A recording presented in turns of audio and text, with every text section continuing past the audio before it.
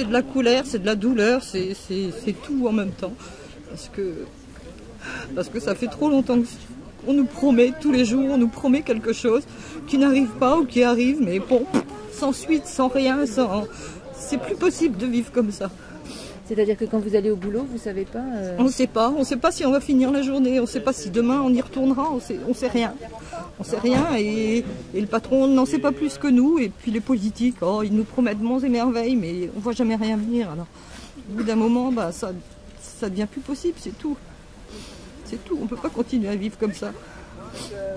Et puis c'est nous, et c'est tellement des milliers d'autres comme nous. Ça vous est arrivé d'aller au boulot et de devoir faire demi-tour parce qu'il n'y avait pas de boulot ce jour-là? Non, moi je travaille administratif, il y a du boulot tous les jours, donc on continue à faire notre boulot, bien, malgré, bon gré, mal gré.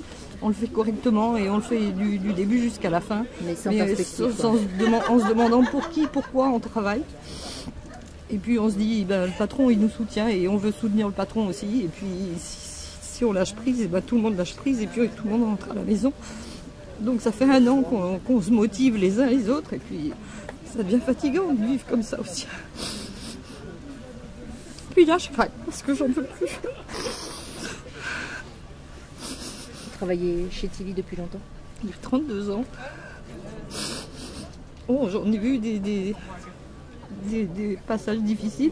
On s'en est toujours sorti, mais je crois que cette fois on nous donne le coup de grâce. Là ça y est, c'est bon. Et ce qui vous met en rogne, c'est l'inertie, vous trouvez? Oui, depuis 1 an. Depuis 1 an qu'on a un patron qui se bat, parce que je lui fais confiance et je sais qu'il se bat. Et qui voit du monde, qui voit des politiques qui viennent nous voir, qui nous promettent « Oh oui, on va pas vous oublier, non, on va pas vous laisser tomber ».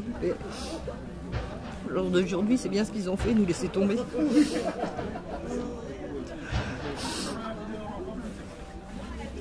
Et aujourd'hui, faire une action comme ça, c'est la dernière action pour dire qu'on est toujours debout, qu'on ne nous a pas tout à fait tués encore.